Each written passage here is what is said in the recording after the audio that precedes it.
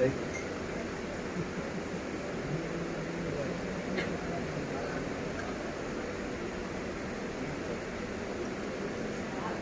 America એક steamer જહાજ જઈ રહ્યું હતું,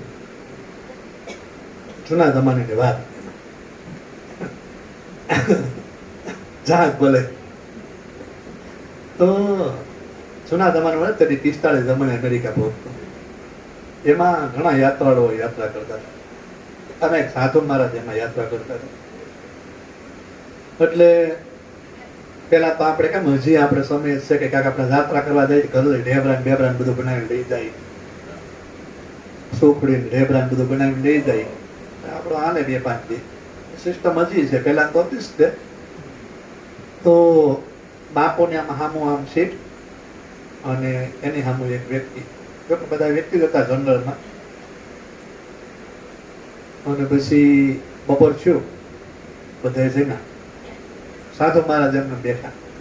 સાંજ થયું અને બધા જમ્યા, સાધુ મહારાજ એમને બેઠા હતા. જોયું સમય ગયો, એક રાત વહી, સવારનો સમય થયો, પાછા બધા જે કઈ ખાવાનું હતું એ બધું ખાધું.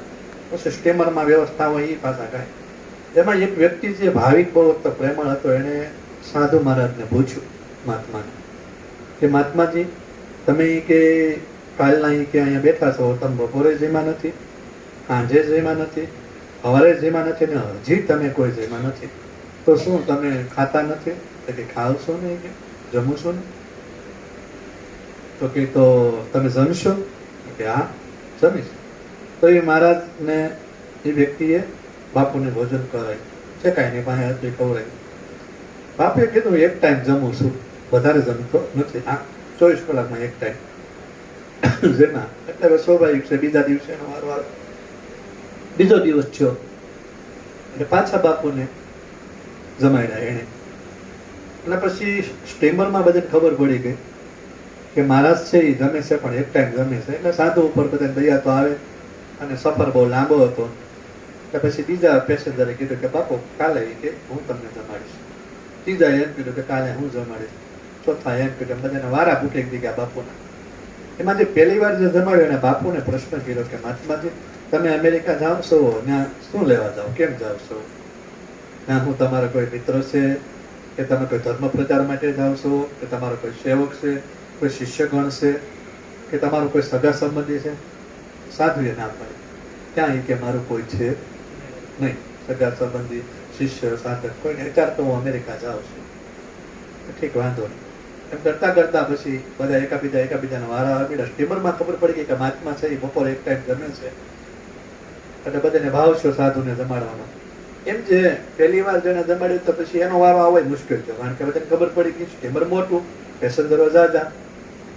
એટલે પછી બધા જમાડવા મેડમ કરતા કરતા જે પહેલી વાર જેને જમાડ્યા હતા એનો વારો પછી આવો મુશ્કેલ થયો. એક એક ટક બધા જમાડે.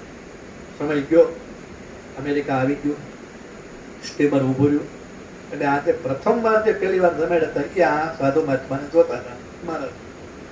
એમાં બાપુ જે ઉતરતા હતા એમાં એક ટેક્સી ડ્રાઈવર આવી અને બાપુને પગે લાગી.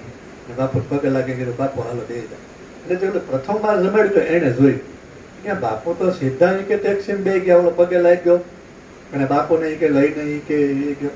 હજી એવું વિચાર કરે ત્યાં ટેક્સીમાં બે કાઢવીને ભૂયા ગયો. કે મહાત્માને મેં પૂછ્યું હતું કે કોણ છે તમારું, ત્યાં કોઈ અબુ છે, કોઈ શિષ્ય છે, કે કોઈ છે? અને એને તો ટેક્સી આવીને લઈને બી ગઈ. એવું વિચાર કરતા ટેક્સી વહી ગઈ. પણ એ વ્યક્તિની મગજમારી જે ટેક્સી જે છે એ ટેક્સી ડ્રાઈવર છે, એ ઇન્ડિયન છે, ભારતીય છે, એ એને એક મગજમાં રહી ગયું.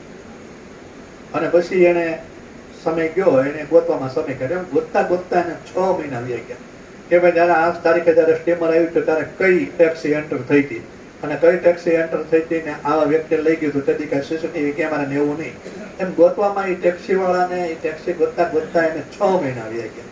6 મહિના વી ગયા. એ ટેક્સી વાળાનું એડ્રેસ જાણ્યું અને આ વ્યક્તિ ટેક્સી વાળાને ઘરે ગયા. અને આ ટેક્સી વાળાને ઘરે ગયા તો બાપુ ત્યાં બેઠા હતા ત્યાં. પછી એને પૂછ્યું બાપુને, બાપુ હું એ વ્યક્તિ છું, તમે મને ઓળખો? બાપુ કે હા હું તને ઓળખું છું, કે મને પહેલી વાર ભોજન કરાવી તો પ્રથમ તો ખવડાવનાર છો? કે હા. તો ત્યારે મેં તમને પૂછ્યું હતું કે આ તમે અહીંયા જે જાઓ છો ત્યાં તમારું કોઈ હકુ છે, કોઈ સાધક છે, કોઈ શિષ્ય છે, કોઈ તમારું કોઈ મિત્ર છે કે કોઈ તમારા ગુરુભાઈ છે, તો તમે ના પડતી મારું કોઈ છે નહીં. પછી આમને હું મળ્યો, આમને મેં પૂછ્યું કે બાપુ તમારે શું થાય છે? કે બાપુ મારે કાંઈ નહીં. કે બાપુ તમે મળેલા? કે ક્યારેય નહીં, પહેલી વાર. કે બાપુને મેં જોયા અને મને એમ થયું કે બાપુને મારે લઈ જવા ખરે. બાપુને મેં કીધું બાપુ હાલો મારા ઘરે, મારે ટેક્સી બેહો. બાપુ બેહી ગયા ને જો હજી અહીંયા છે, 6 મહિના વીઆઈ ગયા. એટલે એ વ્યક્તિએ પૂછ્યું કે બાપુ આનું કારણ શું? કે મેં તમને પહેલી વાર જમાડ્યા ત્યારે તમે આમ પૂછ્યું હતું, ત્યારે આપણે અજ્ઞાત. આ વ્યક્તિ તમને પહેલી વાર મળ્યો અને એ વ્યક્તિ તમને હજી લઈ ગયા અને એ અજ્ઞાત, તમે હજી આના ઘરે તમે અહીંયા જમો છો ને હજી અહીંયા જોવાનું કારણ શું? એમ કઈ આમાં સમજાતું નથી. એટલે બાપુએ કીધું કે તમારા પૈસા, કે તમારા પાસે પૈસા પડ્યા? કે હા. કે ઇન્ડિયન નાણું પડ્યું? સ્વાભાવિક છે, બધા ભારતના હતા એટલે ભારતના પૈસા તો હોય જ. કે આ શું છે? કે આ ભારતીય નાણું. કે આ ભારતીય નાણું એ કે અહીંયા હાલે અમેરિકામાં? અમેરિકામાં ન હાલે. અહીંયા અમેરિકામાં ન હાલે. કે બીજા દેશમાં હાલે? કે જાપાન, મલેશિયા, થાઈલેન્ડ હાલે? કે ન હાલે. આ અમેરિકન નાણું કે ઇન્ડિયામાં હાલે? લઈ જાય તો કિંમત વધારે. ત્યાર તો બધું હરખું જ હતું, ભારતનું નાણું બધું હરખું જ હતું. અત્યારે આ તો વધ્યો છે. તો કે આને હાલે? તો કે નહીં, કારણ કે આ નાણું એનું અલગ છે. પછી એને કીધું કે આ હાથમાં તે શું પહેર્યું? કે વીટી પહેરી છે. કે બતાવતો એક મિનિટ, આ શું છે? કે આ ફોનનું છે. કે વીટી ક્યાંથી લીધું? કે ભારતમાંથી. ભારતમાંથી કે લીધું? ભારતનો છો એટલે ભારતમાંથી લીધું. કે હોનું છે કે અહીંયા અમેરિકામાં હાલે ખરું?